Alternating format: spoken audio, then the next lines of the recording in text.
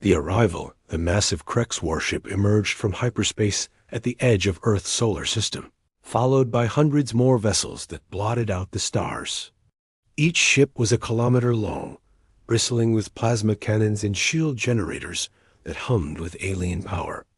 The Krex Empire had arrived, and they had come for Earth. Commander Vex stood on the bridge of his flagship, his 4 arms crossed behind his scaled back. His reptilian eyes studied the blue planet floating in the darkness ahead. "So this is Earth," he hissed through sharp teeth. "The humans dare to reject our generous offer of vassalage. How many defense ships do they have, Lieutenant?" "Scanners show 50 vessels, Commander," the lieutenant replied, his voice tinged with amusement. "They appear to be ... primitive. Nuclear-powered, projectile weapons, minimal shielding." Vex laughed, a sound like grinding stone. 50 ships against our 500. The humans are either brave or stupid." On Earth's primary defense station, Admiral John studied the tactical display with calm eyes. The old soldier had seen many battles in his 60 years, but none quite like this. Around him, young officers tried to hide their fear as they counted the enemy ships appearing on their screens. "Sir, the Krex fleet has fully emerged," reported Captain Tom from his position at the sensor station. 512 vessels confirmed. Admiral John nodded slowly. "Send a message to all Earth forces. Tell them to maintain current positions. Let the Krex see exactly what they expect to see." "Sir?" Tom looked confused. "Shouldn't we, Captain?" John interrupted quietly. "Everything is going according to plan." Meanwhile, the Krex commander opened a channel to Earth. His grotesque face appeared on every screen across the planet, his 4 eyes blinking in sequence. "Humans of Earth, I am Commander Vex of the Krex Empire. You have refused our offer to join our empire peacefully. This was unwise. You have 24 hours to reconsider. Surrender or be destroyed. Look upon our fleet and despair. Your 50 ancient ships cannot hope to stand against us." The transmission ended, leaving billions of humans staring at blank screens. In the streets of Earth's cities, people gathered in worried clusters.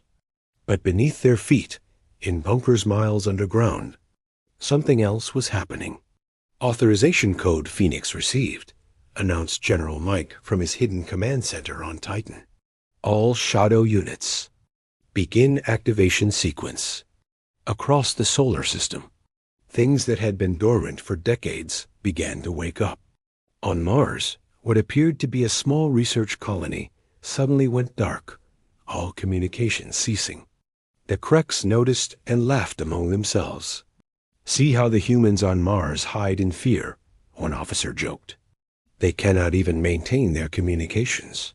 But the darkness was not from fear. Deep beneath the red sand, massive fusion reactors roared to life. Entire mountains revealed themselves to be camouflaged hangars. The Mars colony was not going dark from terror. It was going dark to redirect all power to systems the Krex couldn't even imagine existed. On Earth's moon, seismic sensors detected unusual vibrations deep in the lunar core.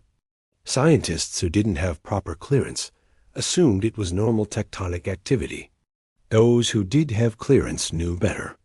Admiral Lisa, stationed in a command center 2 miles beneath the lunar surface, watched as her engineers brought ancient systems online. "Lunar Base Alpha is responding," she reported through quantum-encrypted channels. "The package is intact and ready for deployment." The Krex, monitoring human communications, intercepted only what humanity wanted them to hear: panic, fear, and confusion. Cities seemed to evacuate in chaos. Military channels buzzed with desperate plans that seemed doomed to fail. Commander Vex watched it all from his bridge and felt satisfaction. The humans were exactly what he expected, a young species, barely spacefaring, clinging to one small system. "Commander," his science officer reported, were detecting unusual energy signatures from the human's gas giant. Jupiter. Vex glanced at the readings and waved a dismissive arm. Probably some mining operation they're trying to hide. Mark it for conquest after we take Earth. These humans have 23 hours left. Let them use that time to contemplate their fate. But in the shadows of Jupiter's moons, hidden beneath miles of ice on Europa and Ganymede, something far more significant than mining equipment powered up. Cloaking fields that had hidden humanity's true strength for decades flickered as massive amounts of power flowed through them. They held, but barely. Admiral John stood alone in his office, looking at a photo of Earth taken from deep space. Such a small, fragile-looking world. The Krex had no idea what they had awakened. He reached for his secure communicator and spoke 2 words that would change everything. Phoenix rises. The countdown had begun. In 23 hours, the galaxy would learn why humanity had spent a century hiding its true nature. Asterisk. The Deception Commander Vex settled into his command throne, his scaled tail curling around the base as he studied the data streams flowing across his displays. The humans fascinated him in their weakness. He had conquered 17 species in his lifetime, but none had seemed so utterly unprepared for contact with the greater galaxy. Lieutenant, show me their historical records again, Vex ordered. Gesturing with one of his 4 arms toward the main screen, the display flickered to life, showing Earth's carefully crafted public records, the ones humanity had been feeding into galactic databases for 50 years. Wars fought with chemical propulsion rockets. Their greatest achievement being a small colony on Mars with barely 10,000 inhabitants. Their population struggles, showing a decline from 8 billion to merely 2 billion due to environmental disasters. Pathetic, Vex muttered. They poisoned their own world and now cling to life. No wonder they have no real fleet. What Vex didn't know was that 3 decks below his command center, a human delegation had just arrived for negotiations. Ambassador David walked slowly, deliberately showing signs of fear. His hands shook as he held his datapad. His 2 aides kept glancing nervously at the Krex warriors that escorted them. Every movement, every expression had been rehearsed 100 times. Commander Vex, David said with a carefully crafted tremor in his voice as he entered the bridge. We've come to discuss terms. Vex turned all 4 eyes toward the human, studying this fragile pink creature that stood barely half his height. You have nothing to discuss. Surrender or die. Those are your only terms. David dropped his data pad. As he bent to pick it up, he made sure Vex could see the screen military deployment records showing Earth's complete defensive capabilities. 50 ships, just as the scans showed. Conventional nuclear weapons. No energy shields. No faster-than-light communications. Please, David whispered, letting his voice crack. We only just discovered faster-than-light travel 20 years ago. We didn't know there were hostile species. We've been peaceful, keeping to ourselves. In the hidden command base beneath Titan's methane lakes, General Mike watched the ambassador's performance through hidden cameras. David's selling it perfectly, he said to his staff. The Krex are eating it up. Around him, hundreds of officers coordinated with humanity's true empire. Quantum communicators technology that shouldn't exist according to the false records, linked 200 colonized systems in real time. Each system reported the same thing, ready and waiting. Colony Group 7 checking in, came a voice from the Kepler systems. 300 ships cloaked and ready. Colony. Group 12 confirmed. Another voice added from the direction of Wolf. 359. 400 ships awaiting the signal. Mike nodded at each report. For 5 decades, humanity had been spreading across the galaxy in secret. While other species announced their colonies with fanfare, humans had learned to hide. They'd studied every aggressive species, learned their weaknesses, and prepared for this exact moment. Back on the Krex flagship, David continued his performance. "Commander, surely there must be some arrangement. We have resources. Water, minerals. We could trade. You have nothing we cannot simply take," Vex interrupted. He leaned forward, enjoying the way the humans seemed to shrink back. "But I am curious about one thing. Our scans show only 2 billion humans on Earth, yet your historical records show you once had 8 billion. Where did the others go?" David let his eyes dart nervously. The climate disasters. Wars. Disease. We've had a difficult century." It was a lie so perfect that Vex didn't question it. The truth that 48 billion humans lived in hidden cities beneath Earth's oceans, in hollowed-out asteroids, and across 200 secret colonies remained safely hidden. "Commander," a Krex officer suddenly announced, "we're detecting an energy surge from their 4th planet." Everyone turned to look at the readings from Mars. For a moment, strange patterns danced across the sensors, then disappeared. "It's gone, sir. Must have been a malfunction." Vex growled his annoyance. "Fix your equipment. I won't have technical failures during an invasion." On Mars, Colonel Jack smiled from his position in the underground command center. "Cloak test successful. They saw us for exactly 2 seconds, just like we planned." The massive shipyard beneath Mars stretched for hundreds of miles, a honeycomb of construction bays, each holding vessels that would make the Krex fleet look like toys. But the cloaking fields held them all invisible, waiting. "Sir," one of Jack's technicians reported, "we're receiving signals from the outer system. The Jupiter stations report increasing power draw.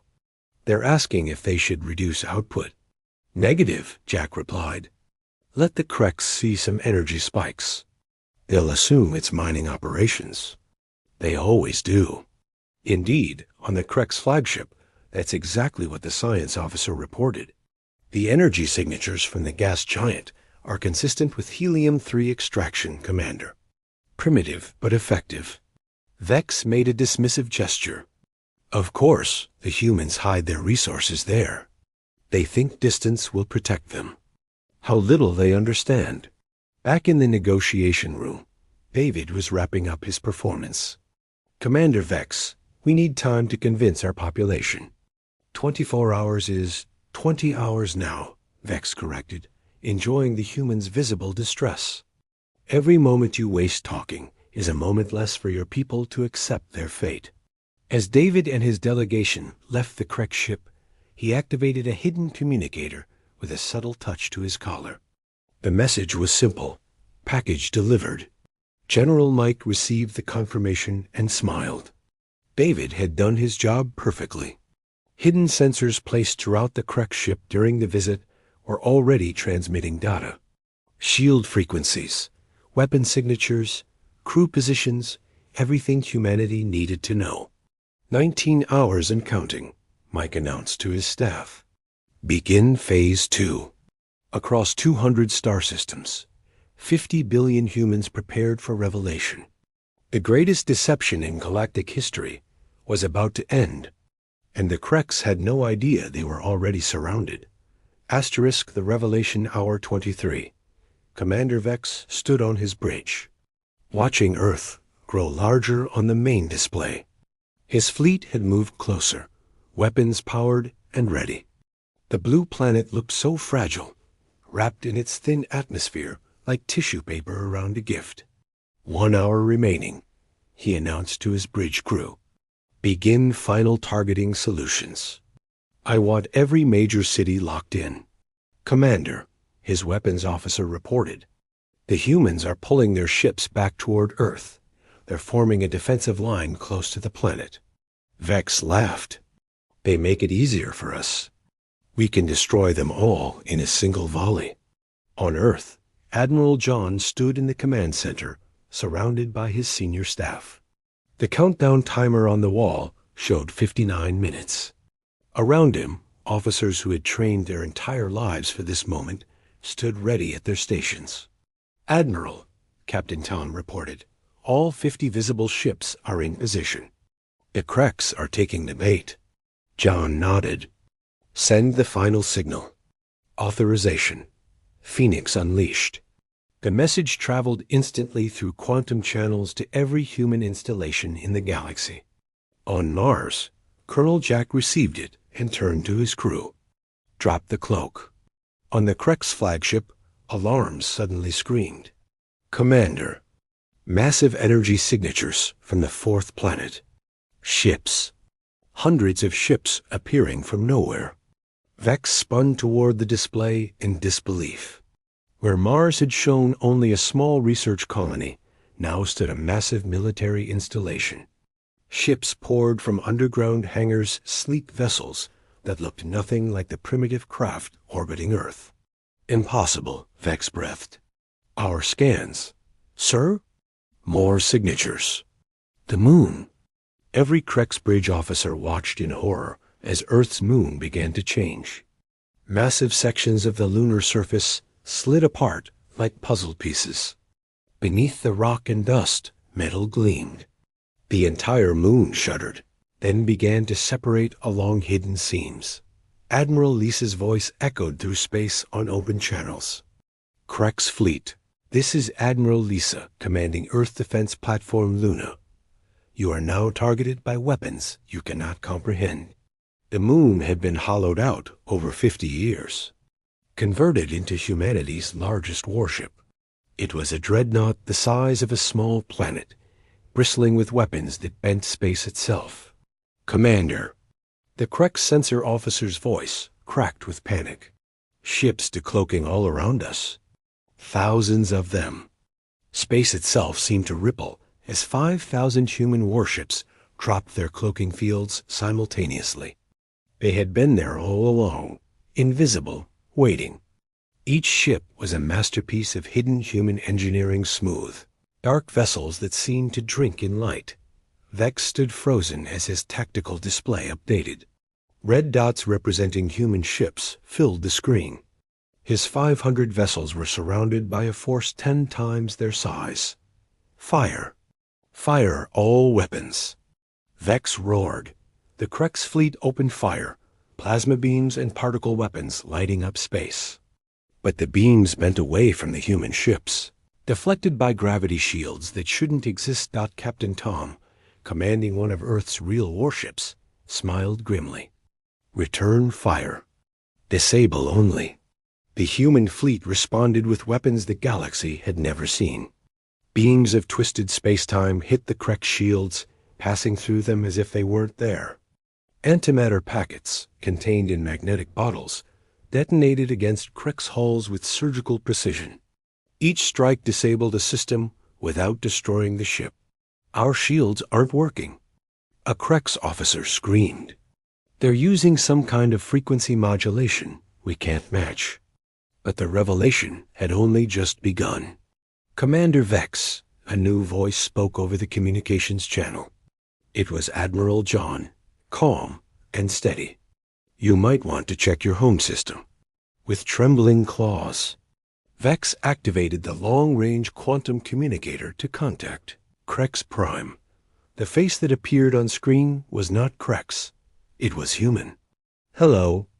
"Commander," said General Amy, standing on the bridge of a human warship orbiting the Creks homeworld. "We arrived about an hour ago. Your home fleet has been disabled. No one has been killed, but your planetary defenses are now offline." "How?" Vex whispered. "You don't have quantum jump technology. Your records showed." "Our records showed what we wanted you to see," John replied. "Humanity has been traveling the stars for a century. We've colonized 200 systems. We've been watching you, Vex, watching and preparing." Around Jupiter, the gas giant's moons revealed their true nature. Europa's ice cracked and fell away, showing a battle station the size of a city. Ganymede split open, releasing a swarm of drone fighters. Io's volcanic surface collapsed inward, revealing massive weapon arrays. Wormhole signatures detected. The Krex science officer's voice had risen to a shriek. Multiple gates opening. Space tore open in a dozen places. Through the rifts came more human fleet ships from distant colonies, each group bearing different designs, but all clearly human. The ships from the Proxima colonies were long and elegant.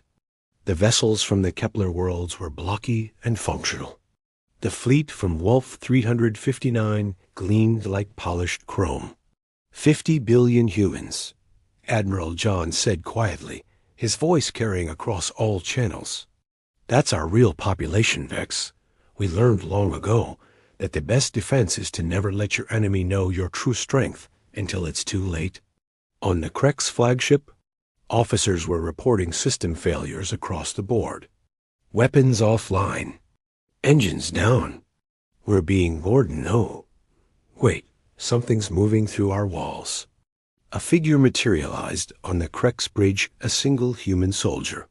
Private Dan stepped out of phase space, his armor shimming as it returned to normal reality. He walked calmly past frozen Krex warriors, their weapons unable to track something that existed slightly outside normal spacetime.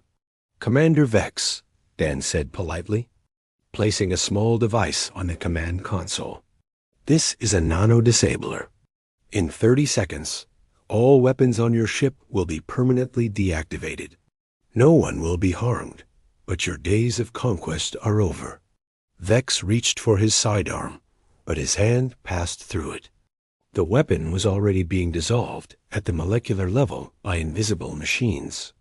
Every ship in your fleet is experiencing the same thing, Admiral John announced. Humanity learned from our own violent past. We developed weapons not to destroy, but to disable. Your ships will be returned to you, but they will never threaten other species again. The countdown that had started 24 hours ago reached 0.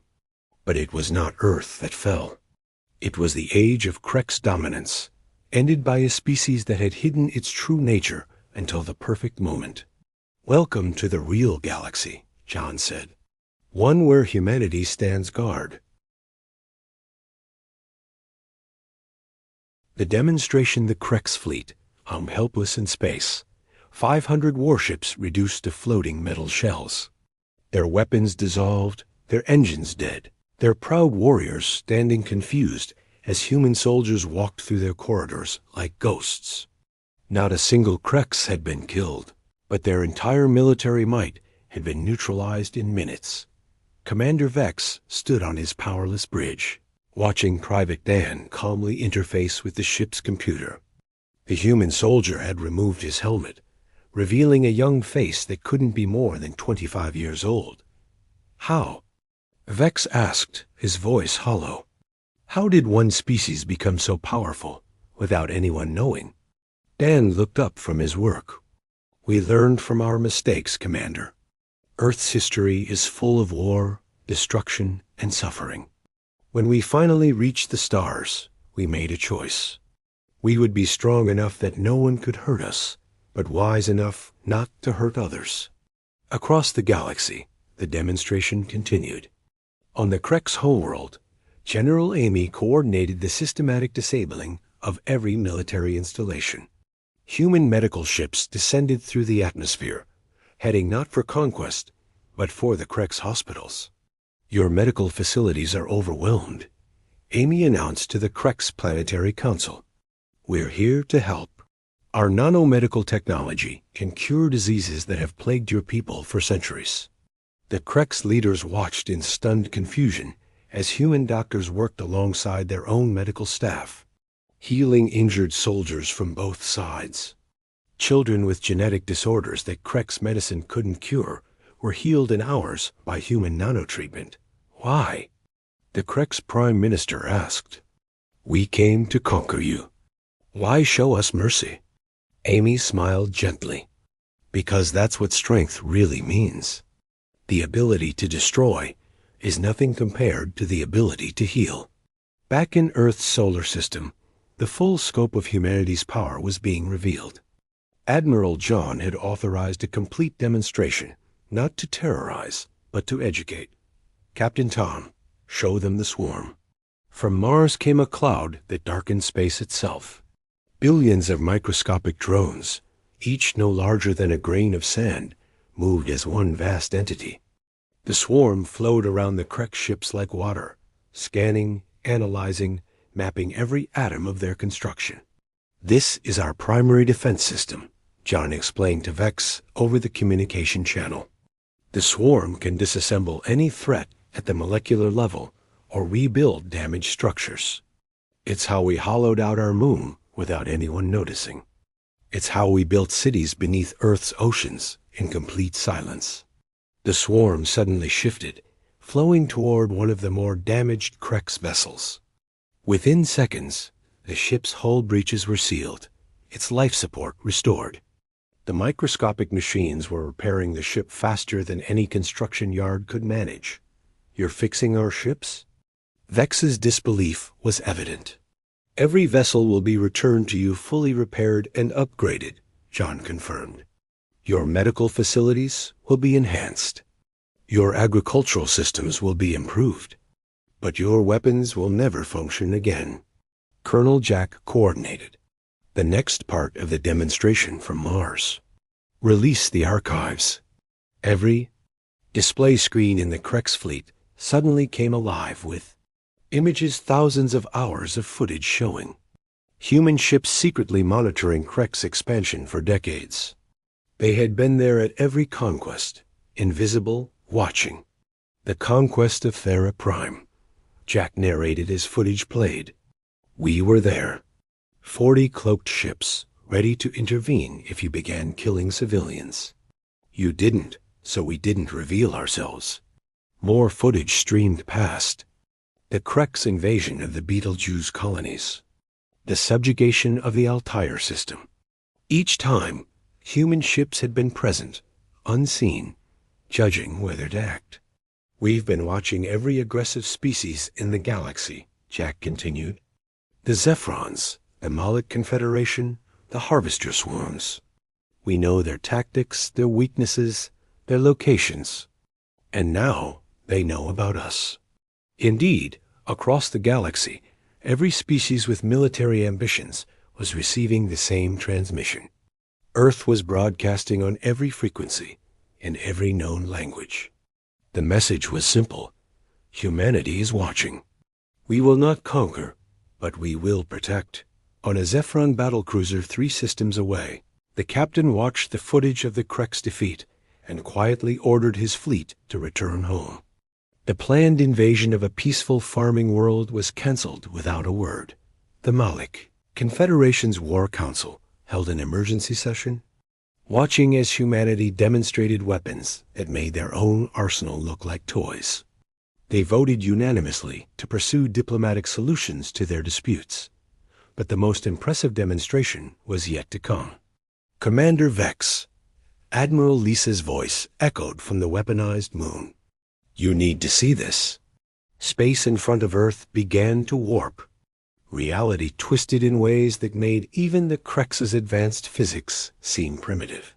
A hole opened in space-time itself, not a wormhole, but something far more fundamental. Through the rift, Vex could see another galaxy entirely.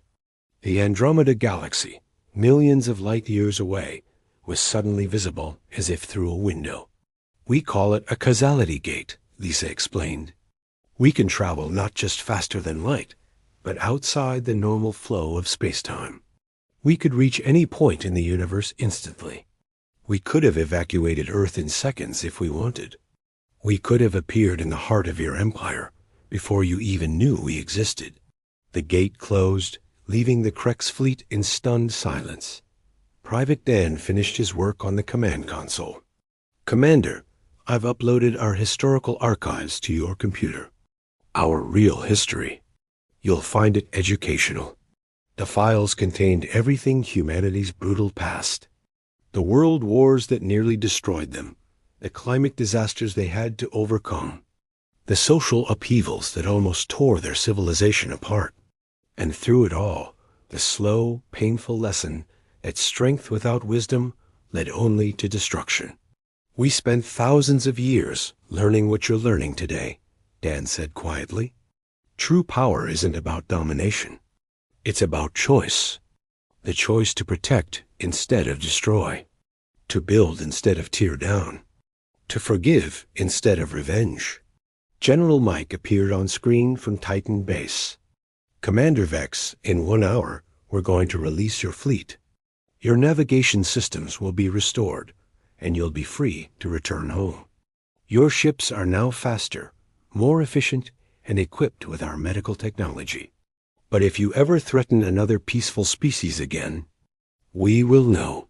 And the next time, Admiral John added, his voice carrying the weight of humanity's collective will, we won't be as gentle. The demonstration was complete. In less than a day, humanity had shown the galaxy that the quiet species from Earth was actually the most powerful force among the stars. But more importantly, they had shown that power could be tempered with mercy. That strength could coexist with compassion. The age of conquest was ending, replaced by something new in age, where humanity stood as silent guardians, protecting those who couldn't protect themselves. Asterisk, the new Order 1 month had passed since humanity revealed itself to the galaxy. The Galactic Council's Grand Chamber on Station Prime buzzed with nervous energy as representatives from 300 species gathered for an emergency session. Every seat was filled, every translator working overtime to convey the historic moment about to unfold. Commander Vex entered the chamber, but he looked different now. The arrogant swagger was gone, replaced by something resembling wisdom. He wore a new insignia on his uniform, not of the Krex Empire, but of the Krex Human Alliance. Representatives of the galaxy, Vex began, his voice carrying across the vast hall. 1 month ago, my fleet attempted to conquer Earth. Today, I stand here to tell you that it was the greatest fortune of my life to have failed. Murmurs rippled through the crowd. The Krex apologizing? Admitting defeat is fortune. The humans have returned our ships, Vex continued. But they did more than that. They upgraded our medical systems. In 1 month, they've cured 3 genetic diseases that plagued my people for millennia. They've shared agricultural technology that will end hunger on our outer colonies. They asked for nothing in return, except one thing: that we never attack another species again. The massive doors of the chamber opened. Admiral John walked in, wearing a simple Earth uniform rather than military dress. Behind him came Ambassador David, General Mike, Admiral Lisa, and other human leaders. They took their seats quietly, without ceremony. The council president, an ancient being from the first spacefaring race, spoke with a voice like crystalline chimes. Admiral John, Earth has requested to address the council. Please speak. John stood and looked around the room, meeting the eyes or optical organs of as many species as he could. Thank you. I'll be brief. Humanity is offering a new treaty to every species in this galaxy. We call it the Guardian Protocol. Holographic displays appeared throughout the chamber, showing the treaty's simple terms. Any species that signs agrees never to wage aggressive war. Any species under attack by non-signatory aggressors will be defended by humanity. All signatories will receive access to human medical and agricultural technology. Trade routes will be protected by human patrol fleets. Disputes between signatories will be settled by diplomacy, with humanity as mediator if requested. That's it? Asked the representative from Thera Prime. No tribute? No vassalage? No territorial concessions? Nothing, David confirmed. We don't want to rule. We want to explore, to learn, to grow alongside you. But we will not tolerate aggressive expansion or the subjugation of peaceful species. The Zephron ambassador stood, his crystalline form catching the light. And if we refuse to sign? General Mike answered calmly. Then you're free to go about your business. But know that we're watching. Any attack on a signatory will be met with the same response the Krex experienced. You would make yourselves the police of the galaxy? The Zephron challenged. No, Admiral Lisa replied. We would make ourselves its guardians. There's a difference. Police enforce law through fear. Guardians protect through strength used wisely. The Malik Confederation's representative stood next. You speak of protection, but you've hidden your true strength for a century. How can we trust you? Ambassador David smiled sadly. Because we could have conquered you all decades ago. And we didn't? We watched the Krex subjugate 17 species, and we didn't intervene. Because those species survived and eventually prospered under Krex rule. We only revealed ourselves when they came for us. We're not interested in controlling your destinies, only in preventing extinction and unnecessary suffering. Show them the colonies, John said quietly.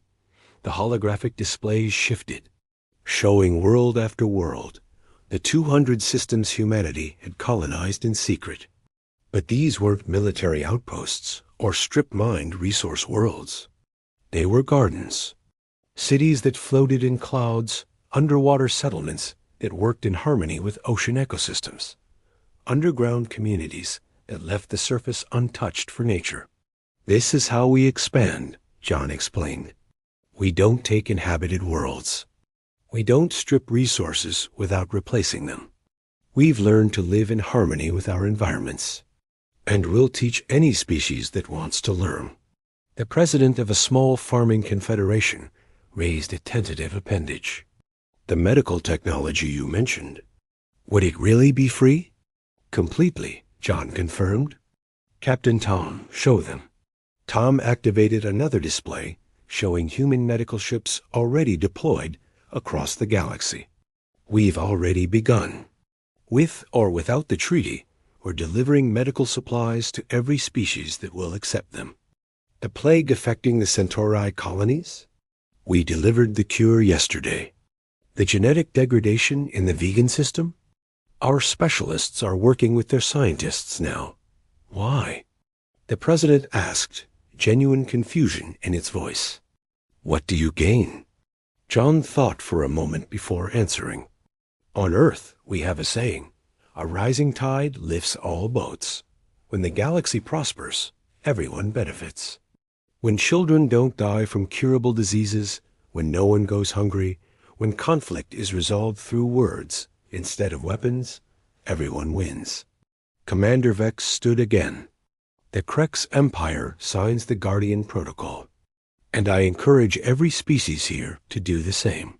One by one, representatives began standing. Thera Prime signed. The Betelgeuse colonies signed.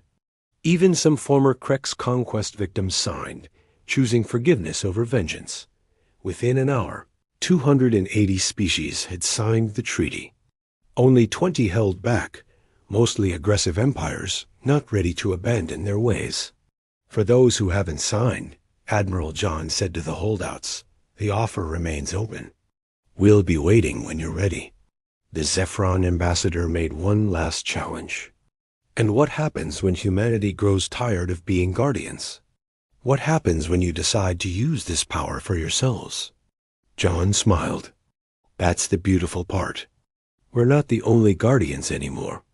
Every species we share technology with becomes capable of defending themselves and others. We're not creating dependence. We're creating a galaxy where everyone is strong enough to protect each other. Private Dan, who had been quietly standing guard, suddenly spoke up. If I may, Admiral? John nodded. Dan addressed the chamber. I'm nobody special. Just a soldier from Earth. But my grandmother lived through Earth's last World War. She saw nuclear weapons burn cities, saw biological weapons destroy ecosystems. She used to tell me, Danny, strength ain't about being able to hurt people. It's about being able to help them. That's all we're trying to do. The simple words from a simple soldier carried more weight than all the diplomatic speeches. 6 months later, the galaxy had transformed. Trade routes that had been dangerous for centuries were now safe. patrolled by human ships that appeared from nowhere at the first sign of trouble. Diseases that had plagued worlds for millennia were being eliminated. Former enemies were working together, knowing that aggression would bring swift response from humanity's hidden fleets. Admiral John stood in his office on Earth, looking at a real-time map of the galaxy.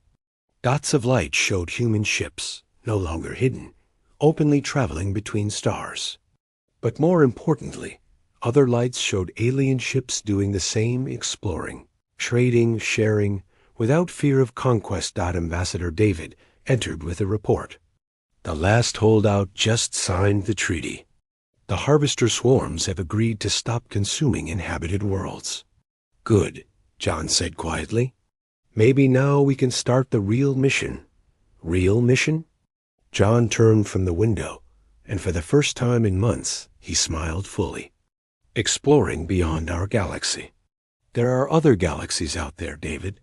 Other species that might need protection, or might have wisdom to share with us. Humanity's not meant to be guards forever. We're meant to be explorers, pushing the boundaries of what's possible.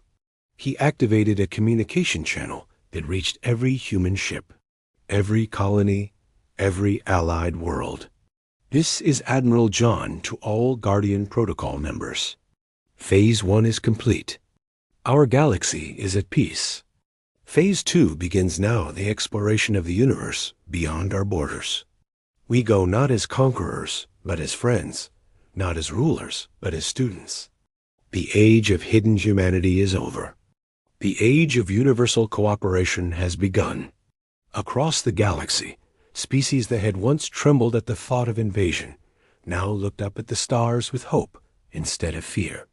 Children of 100 different worlds learned about the quiet species from Earth that had watched over them all along, waiting for the right moment to reveal that true strength came not from the ability to destroy, but from the choice to protect. Commander Vex stood on the bridge of his upgraded ship, now serving as part of the Guardian fleet. His crew was mixed Krex, human, Theran, and others working side by side. As he watched Earth's moonship lead an exploration fleet toward the Andromeda galaxy, he said something he never thought he would say.